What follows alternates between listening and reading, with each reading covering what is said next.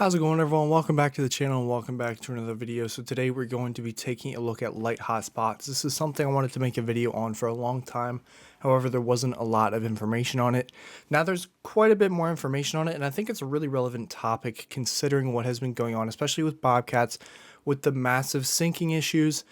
These light hotspots are supposed to fix that. So before we get started, please make sure that you guys like, comment, subscribe, turn on your post notifications to be notified when I upload new videos. So let's get into this. What is a light hotspot? Well, light hotspots are actually not necessarily a lighter version of a hotspot. A lot of people, when they hear light of a version, like even if I take, for example, the iPhone mini, you think it is lesser of an object, but in actuality, it is the same, if not better. So the point of the light hotspot is to not have the actual blockchain being downloaded onto your device. Currently, with all of the normal minor hotspots coming out, Nebra, Bobcat, Rack, SenseCap, all of them, they come with a SD card because it is downloading the blockchain onto the device. This is so that it is synced up with the network. But the point of light hotspots are that they do not need to sync anymore. They will automatically be taking, I believe they're taking snapshots of the network. So this goes hand in hand with validators that were just launched. If you guys don't know anything about validators, there are videos on them that are much better than what I could probably describe as of right now. Not too knowledgeable on that area, but what's happening is the load of the blockchain being downloaded onto the miners is now being pushed to the validators. So as of right now, we're kind of in a transition period where the validators and the miners are both downloading the blockchain. What's going to happen in the future, and this is going to be long down the road, is that the validators are going to be the ones hosting the entire blockchain, and the hotspots, no matter what hotspot you have, is no longer going to have the blockchain stored on it. So if you have a current Bobcat, SenseCap, any miner that you have now that's not a light hotspot, because light hotspots haven't really been released yet, you are not going to have to worry about syncing issues in the far future. In the current future, yes, we are going to, and in the transition, we are most likely going to. So light hotspots' whole goal is to get rid of that. It's really cool, but their whole plan is to continue with all of the other features. So it will still have proof of coverage. It will still have packet forwarding, I believe it says here. Let's go check it out. So this is the Helium doc. This will be linked in the description. I've been spending the past couple of days reading this, trying to fully understand what's going on.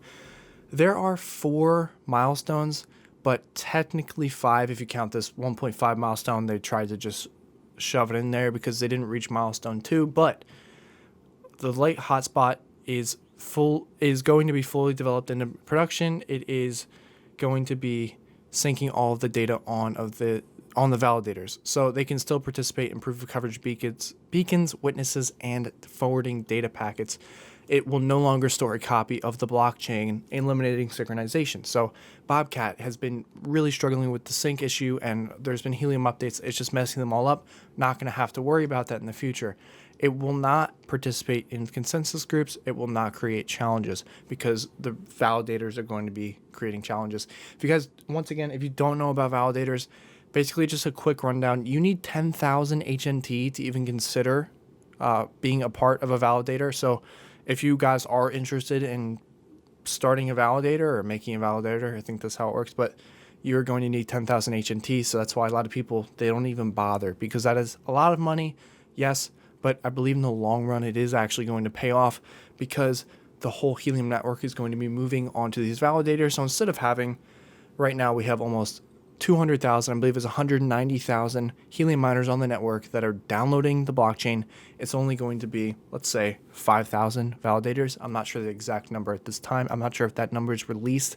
I don't think there is a limit, but I think the validators are going to be something that a lot of companies like enterprises are going to get into, and I don't know, possibly even hedge funds, they might get into them to try and get a investment, get their foot in the door on Helium, because, you know, it's not that much money for them, but for us, the people, it's going to be a lot. So not sure how validators are actually going to maintain the people's network. It'll be something interesting to find out. But if you look, Light hotspots have free data packet forwarding, data packet earning, proof of coverage earning, same as a miner. Miner has proof of coverage earning, data packet earning. It says data packet earning, but data packet earning is not enabled yet. So let's go to the milestones, because this is one of the most important things when determining, when are these data light hotspots going to be implemented into the network. The first milestone is free packet forwarding, which was completed on March 18th. So the free packet forwarding is just forwarding data onto the network. Pretty much every hotspot already does this, so that's not really a big deal. Most of, if not everyone that is watching this video, probably got their miner after this was already completed, so they didn't know what it was like before that. I don't even know what it was like before that. You might have had to pay. I'm not sure if you had to pay with data credits or whatnot. Then they added the hotspot to the blockchain, so data-only hotspots can be added to the blockchain. Data-only hotspots are different than light hotspots, but it is kind of similar. It's the same but different. And milestone 2 is earning HNT for device packet transfer. So the whole point of data-only hotspots, which I would talk about, I can make another video on it in the future if you guys are interested, but they are making it by using data transfer, and at this time, data transfer does not give you any money. Data credits do not actually reward you. So here is a great example. If I go to Helium Explorer, and I can go on to, where's mine? Here he is. It's a he. If I click out of here and then click back, you can see I have 68 data credits in the past 7 days. So in the future, what I hope will happen, and this is probably what is going to end up happening, being implemented, is these data credits being used on particular miners. If you have, let's say I have this Draguino temperature and humidity sensor, it is sending data credits to my hotspot, my Helium hotspot. It is going to reward me with data credits in a similar fashion. So as of right now, all of right now that I can see is that it is getting these packets, it is transferring them, and it is transferring them, and I'm not earning anything from it. But in the future, there should be, and that's a should, they could always change this, but there should be a ability to actually collect on those data credits being sent. That's my understanding. I'm fairly certain I'm understanding this right. But something I just wanted to talk about, and I know I talked about that in the beginning, is it is not a light version of the hotspot. The only difference is that it is no longer going to be storing the blockchain. And I think that is going to be huge for the future of Helium. You're no longer going to have to worry about 5-day sync times. You're not going to have to worry about all of these outages that are happening. Bobcat, like I made a video on, the syncing issues have been horrible. If I go here again, if I go to statistics, 30 days, you can see there's been a lot of days where it's just not been working. That's because of syncing. Another good thing about these miners, and this is kind of just fun stuff, is they look really good. So this is a leaked image of the Nebra light hotspot miner. It looks awesome. I love the colors. I think it's kind of like how Apple's going with all of their fancy colors. They're trying to make their brand stand out, and it does look nice. And I think with the whole, I wouldn't say vibe that we're going into the future, these colorful objects are going to fit into homes very nicely. That's my opinion. If you also go here, quick Google search, this is supposed to be some of Rack's light hotspots. This is the normal Rack hotspot, and this is the light hotspot. So they're kind of making them bigger. It kind of looks like a Nebra miner, to be honest with you. It's got the same shape as a Bobcat miner, similar stuff like that. But they're making them look cosmetically nice. It seems like they're putting more effort into these light hotspots to make them look nicer, because they don't have to use as much cost on storage and getting the SD cards onto their boards and worrying about all of this loading of the blockchain onto the device. I think it's going to be a lot better for the network with the light hotspots. So that is light hotspots. I hope I made a decent video. I have seen some of these comments that you guys have not been fully understanding what I'm saying, and I wanted to put some more effort into a video, so that's why I didn't upload the other day.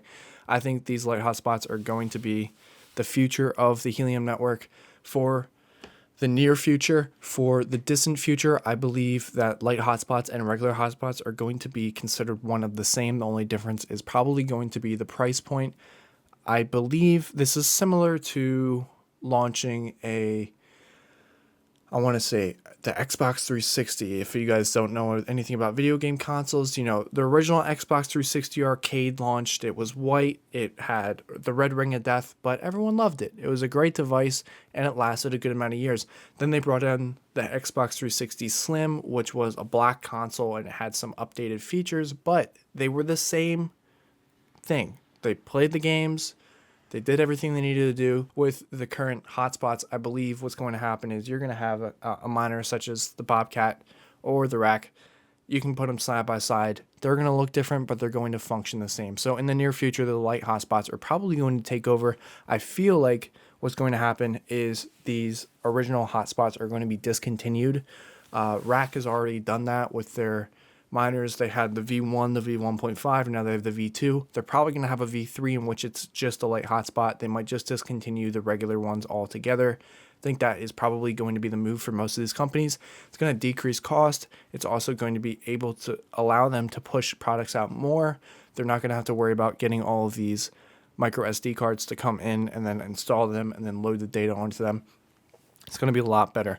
So that is all I got for you guys. If you do have any questions, please feel free to like, comment, subscribe, turn on your post notifications to be notified when I upload new videos. That is all. I will see you all in the next video. Peace.